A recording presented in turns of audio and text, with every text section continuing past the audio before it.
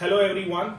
It is indeed special to talk to someone who has walked the same path, has faced the same pressure, and in the end conquered it with the same rank.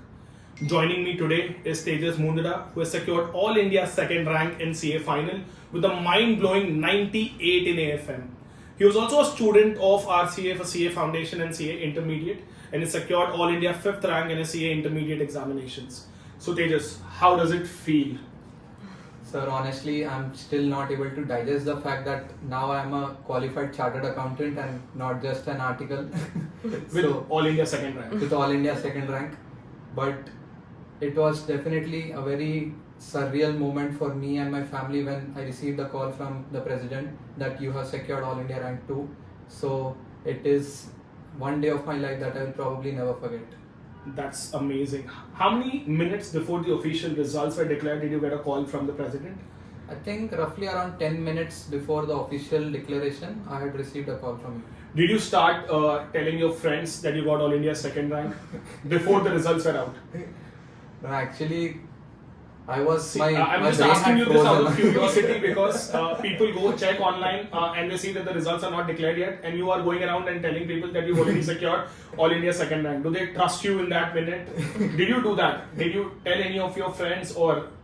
No, actually, I was attending a wedding when the results were out, so I was looking for my parents that where is my dad and where is my mom. So I was just running around and looking for them at that time. That's wonderful. You didn't have to inform all your relatives. All of them were at one location. So, Tejas, coming to a very important point. I know that your attempt was originally scheduled to be in November. Yes. And then ICI changed the rules of CA final examinations as well. They made CA final exams 3 times a year. Because of that, you were eligible to write in September, but you also had an option of postponing the attempt and writing it in Jan. So what made you take the bold step of writing the exams 2 months ahead of the original planned date? Yes, sir. I think the institute never fails to surprise us. No matter how much we think that इससे आगे तो कुछ नहीं हो सकता, there is always a new surprise waiting for us. So actually, I was done with my classes by around March. So initially, my study leave was supposed to start from June. So those 2 months of extra time, actually I was planning to do revision itself. So since I was already done with my classes, I thought okay, that might as well go for the September attempt. Why unnecessarily defer it to January? So it was initially it was definitely a very big shock, but then it went smoothly. Because I remember having a conversation with you and your friends back then. Most of your friends wanted to delay the attempt and write the exams in Jan. It's easier to write the examination on a later date. It's very difficult to write the examination earlier than the original planned date. So you're telling me only because you were done with the classes on time, you were able to take this decision of writing the examination 2 months before the originally planned date. So it's all about ensuring that you finish classes on time. Yes, I think that is really important that you stick to your classes schedule so that you have ample time to revise all the subjects. All right. Now, talking about AFM, you have scored 98 in AFM.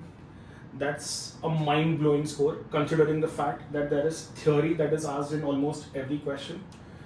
What do you think is more important in a subject like AFM? Is it conceptual clarity or is it the number of times you practice?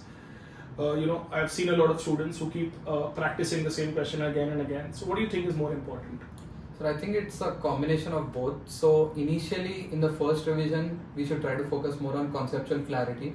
Like AFM is a very practical subject, right? So I used to try to link it with the practical world as much as possible. Even you used to show us practical, I think NSC website, live trading sessions, etc. to help us relate. And I had also tried trading an option once so that I get a flavor of how derivatives actually work. So I think getting conceptual clarity initially is very important, and then the later revisions are about pure practice. See, without conceptual clarity, I keep saying this in class as well. If you are only practicing questions, it will help if the same type of questions come in the examination. Exactly. But if a new type of question comes, undoubtedly it is conceptual clarity that would matter the most. So as you rightly said, maybe it's a combination of both. Maybe no, for sure it's a combination of both. You need to be very good at your concepts as well as you need to practice it a number of times. Now, talking about your preparation strategy, how many hours did it take for you to revise a subject like AFM after the classes were over? After you were done with your classes, I wouldn't say that it was preparation because majority of your preparation gets done along with the classes itself. So how many hours did it take to properly revise a subject like AFM? Okay, so in my study leave, when I started off with my first revision for AFM, I think out of all the subjects, AFM is probably the subject that takes the least amount of hours comparatively. So I had probably taken around, I think, 10 full days studying around 11 to 12 hours each to complete AFM the first time. Alright, so that's a good 120 hours, considering the fact that classes normally take about 220 to 30 hours. So if you're taking 120 hours to finish the portion, that's about 50% of the amount of time that you spend in classes. And that's a decent amount of time to revise the topic. Now, so when you were preparing it for the first time, did you feel the need, to constantly look at the solution book? Or do you think it is very important that we practice each and every question? Undoubtedly, initially we will have to look at the solution book, but gradually as we keep progressing in the questions, do you think that a student should keep referring to the solution book? I think solution book is only for our reference. It's obviously we need to practice the questions on our own first, and only when we are not able to solve something or if we are stuck somewhere, then we should refer the solution book. So I used to directly start off by solving the questions independently. If someone who's not very good at practical subject, they may feel the need to refer to the solution book, almost for every question or every second question. Everyone has got a different set of skills. Everyone has got a different, their strengths and weaknesses are different. Right. So if someone who's not very good at practical subject, they might actually have to look at the solutions. Do you think that their preparation ends with that, or is there a need for them to redo the entire content again? I think, probably if someone is not that great at a practical subject, for the first couple of revisions, you can probably, try referring the solutions a little bit more, but then eventually you need to get in the zone of being able to solve it on your own. So unless and until you are not able to, completely solve the question on your own, a student will not have the confidence, is what I'm concluding out of this. As I keep saying in the class itself as well, that unless and until you're able to solve the question completely on your own, you will never be confident of writing the examination. Right.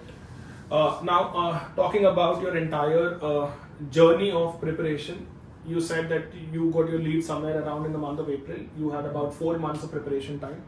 How many hours did you use to study on a daily basis? Okay, so on a daily basis, I think I used to clock around 11 to 12 hours. Effectively, it comes down to around 10 hours. So, I was not the kind of person who would put in 15-16 hours a day because I never thought that is sustainable. CA final is a marathon, it's not a sprint. So, I think having a sustainable routine is very important. This is something that everyone listening to this video should make a note of.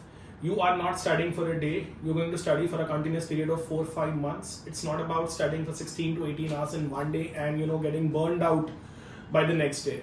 As he rightly said, you are here. Whatever is your preparation strategy, it has to be sustainable. Sustainable enough that you can continue doing that for 4 to 5 months on a continuous basis. As everyone keeps saying that it is discipline that will bring you success. It is not just putting in more number of hours on one day and leaving it next day. The consistency is very important. So Tejas, I still remember that even in your CA intermediate days, during your CA final classes also, you used to go on a run or go for badminton in the morning and then come say hi to me after the class. What do you think is the role of this physical exercise during the preparation stage when you're just sitting at home and studying all day? Yes, I was actually a strong believer of having a good physical and mental health during the study day because that is really important when you're preparing for an exam like CA final. And for me, I think taking care of physical health took care of mental as well. And actually, I used to just keep around, I think, 3 to 4 hours a week that I used to, probably keep for going out with my friends or doing anything other than studies. So I would just go for a run with my friends on Sunday and come to RC and say hi to sir. No, I still remember all of those moments. That is the reason why I spoke about it. So guys, again, make a note of it that it is very, very important that you concentrate on your physical health as well, because that is what will ensure that you are able to sustain the entire, whatever is the preparation strategy for that entire duration of 4 to 5 months. I have never ever seen Tejas, at least I do not know what was he feeling when he was alone, but then I have never seen him complaining about the fact that he has to study for so many hours every single day. Never ever a single complaint about it. And maybe, as you rightly said, that it is because of the importance that you've given to your physical health that has ensured that you stay in the right state of mind for the entire period. Alright, Tejas, talking more about your preparation, was there ever a point wherein you felt like, now this is contradicting the earlier statement, wherein you felt like, बस हो गया अभी और नहीं पढ़ना है, exams जल्दी आ जाओ, let's just write the exams and get done with it? I think yeah, I used to get bored a lot of times actually studying the same books again and again. Like how many times will I see the same page again? But yeah, I used to get exhausted, and then but I used to tell myself that okay, even if I don't feel like doing a heavy topic, I'll just probably do a lighter topic, watch some revision video or solve a couple of MCQs. So I would not just totally take a break. Perfect, understood. So yeah, again, make a note, guys. Everyone gets bored. The discipline, the consistency is very, very important here. Tejas, a lot of students, and also I keep saying that in the class, that it is very important that when you plan for your preparation, you have these contingency days in between. Right. Let's say you plan something for 7 days. It's pretty obvious that things might not happen, in those 7 days. So, did you have this contingency plan incorporated in your study schedule? I think this was my learning from CA Inter. That during CA Inter, I used to get very stressed actually. Whenever I used to not hit a target, I used to, start questioning that am I preparing well enough, or is everything going the right way. So, but then after the Inter, I realized that okay, there will be a lot of moments like this, but there is no need to stress about it. Probably I can put in one extra day and cover it. So that didn't really give me a lot of trouble during CA final. That's right. Yes. So if there are 30 days in a month, you would prepare a plan only for 26 days and let have 4 days for contingency, or was it 28 days and then 2 days contingency? How was it? Actually, I didn't prepare a very detailed plan altogether. So I just used to, pick up one subject that okay, I need to complete this in 10 to 12 days. Let's see what I'll do after that. You sound. But I had a very now. broad plan in mind that okay, I need to complete first revision in probably 2 months, second revision in probably 70% of that time, and I just had a overall plan. I didn't have a very detailed plan. So there's no one plan that fits all. Again, we keep discussing this in the class. There are many students who believe in making a very detailed plan, and then there are people like you and me who never prepare a plan. We just have. This was exactly how I prepared for my examinations. I just had a broader picture in my head that these are the number of days in which I need to finish these papers. And somehow, you would manage to end up finishing that in that period. That was the only thing that kept you going. Alright, this was about your preparation plan. Tejas, what was the importance of mock exams? Did you write any mock paper before the main examinations? Yes, I think I can't stress how important writing mocks is before your main exam, because you get a very good understanding of how to attempt the paper. It's not about Question testing itself. it's not about testing your concepts. It's about knowing which questions to start with, what should be your paper strategy. So I used to write a mock after every revision. So suppose I complete one subject in 12 days, I used to write a mock. Then another subject in 12 days, I used to write a mock. So I did this for all 3 revisions. So I had written around 2 to 3 mocks for all subjects before the exams. Oh my god, that's fantastic. So guys, he's written a mock after every preparation, as in subject wise, and then even during the second revision, you've written a mock on each paper. Yeah. And that has helped you a lot with time management. Definitely. I think for lengthier paper, this is much more relevant, where you're not able to complete the paper like FR or DT. For AFM, it's I think more about picking the right questions at first, because if you start with the difficult questions, then you might probably lose confidence midway the paper, and then even the easier questions might look much more difficult than they are. Well said. That's what we keep saying in the class, that always start with the most easiest question. You are not trying to impress the person who is correcting the paper. It's all about playing with your mindset. If you attempt those first 20 marks properly, and when you tell your mind itself that the paper is pretty simple, you will be able to finish this, and the chance of you making silly mistakes in the examination automatically reduces. Talking about AFM again, Tejas, in a paper like AFM, a lot of people tend to ignore theory.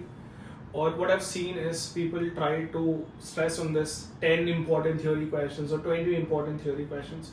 Do you really think people can ignore theory, or do you really think people should be doing only important theory questions? I think institute has given a very good weightage to theory as well. So my approach to theory in AFM was same as theory for in any other theory paper like audit. So I used to put in the same effort for theory as well. Like suppose I think for core theory chapters like securitization or startup finance, etc. I used to give it ample time. I didn't used to just skim through. Okay, these are the important points, because institute always comes up with new questions. You never know from which corner of the book they will surprise you with. We keep saying this in the class that the paper setter might be playing book cricket, randomly open a page, whatever content that he sees on the paper. Okay, let me ask this in the examination. We keep analyzing on the basis of past examination questions also, and one particular thing that everyone should know is that there's no pattern when it comes to theory questions in AFM. They can literally, as you said, ask anything in the examination. So what we have to conclude from this, when it comes to the core theory chapters, there is no selection of questions. You cannot say that this is important, I'm going to do this. Let's say, for example, a chapter like risk management. If you recall, they can ask anything. It can be political risk, it can be counterparty risk, it can be anything. So you will have to compulsorily do all the entire theory content properly. What according to you is a mistake that people make in AFM? Probably, I think the last question itself, that skipping theory, is I think one mistake, because theory came for roughly 16 to 20 marks in my paper. So if you are skipping theory, you are taking a very good exposure, I would say. So you're attempting only 84 marks, because theory is not a separate question, it is a part of every question. So the student ends up scoring only attempts only 84 marks, and obviously that will have a great impact on that score. Any other mistake that you think people make? Because you might have been talking to your friends, how are they preparing, how were you preparing? So how would you compare yourself, or do you think any of your friends are making any mistakes in the preparation stages? I think it's mostly about conceptual clarity. So if your concepts are not very clear in the first instance itself, all your subsequent revisions as well, you might not feel that confident in the subject. So getting that conceptual clarity right in the first place is very important, I would say. Very, very well said, guys. So concentrate on your concepts, ensure that you know all the concepts properly, and please do not skip theory. Did you do all the RTPs? Did you do all the MTPs, recent RTPs, recent MTPs, recent question papers? Is that also very important, or do you think a student should incorporate that like a kind of revision? You say you've done with your institute's material properly once, now let's pick up a recent RTP and solve that like a question paper, even if the questions are familiar. Do you think a student should practice this as a revision paper? I used to actually practice RTPs, MTPs like normal material questions itself. So just along with the along with the normal preparation. I'm not talking about all the RTPs and MTPs. I'm stressing more on the most recent RTP and most recent MTP. Even that you incorporated in your regular preparation stage itself. Yeah, I think your attempts RTP is like Bible for you. So that is non-negotiable. You can't really skip that, because I think a lot of times we end up seeing a couple of questions directly from the RTP in the main exam. So we can probably focus more on the recent RTPs, but other older RTPs I used to solve normally like any other question. Many students make this mistake of delaying RTPs, MTPs, for the further stages of preparation. Do you think that's a good strategy? Let's say you said that you have incorporated everything during your preparation stage only. Because I am asking this specifically because many students will be relating to this. They skip the entire RTP part, MTP part towards the end, and they realize in the end that they do not have time to go through it. So, is that something that a student should be doing? I think as soon as the RTPs are out, whichever papers or past papers are available, you can start practicing it from the first revision itself. No point in just dealing it for later revisions. Very well said. And Tejas, this just one or two more questions, and this we had this concept of handwritten concept notes, right? All the concept notes at one place. Do you think having your own concept notes written at one place helps in your preparation? Yes, definitely. That was my last day revision strategy as well. I just used to go through the handwritten concept notes and solve a couple of, not a couple of, sorry, all the important last day revision questions, and yeah, I think that was definitely very helpful. Alright guys, I think I have asked a majority of the questions that most of you would want to know. Just to conclude, based on the discussion that we had, it's all about the discipline, it's all about the consistency during your preparation stages. And then when it comes to a paper like AFM, there is no selection of questions. You will have to do 100% of the questions. You will have to do 100% of the theory. Only then you can be rest assured about the marks. No matter how difficult the paper is, you will be rest assured about scoring very good marks in the examination. Tejas, to conclude with, I'll just check if there's anything else that is left to be asked. I think I have covered everything that was required to be spoken about. All right, that's it. So they just talking to you feels like, you know, reliving my own AR2 journey. The same amount of passion, the same amount of discipline, the same amount of consistency. Even as a student, I used to be, you know, there was no pressure from anyone that we have to study. It was all, you know, about the decisions that we took. I know your family as well. I know your elder brother, everyone in your family. Your dad is a CA, your elder brother is a CA. So I'm pretty sure there was no pressure from anyone that you have to study. It is your own your own ownership, I would say. You owned it. You were like, I am going to write the examination. I'm studying for myself. I'm not doing it for anyone else. So talking to you made me relive all of those memories. I'm very happy about the fact that this generation is elevating the entire amount of effort that is required, you know, to clear the examination. So Tejas, congratulations once again. Hope you do really well in life. You get AR1 in everything that's related to life. Congratulations, Tejas, once again. Thank you very much, sir. Thank you for your constant support and guidance throughout. Thank you so much.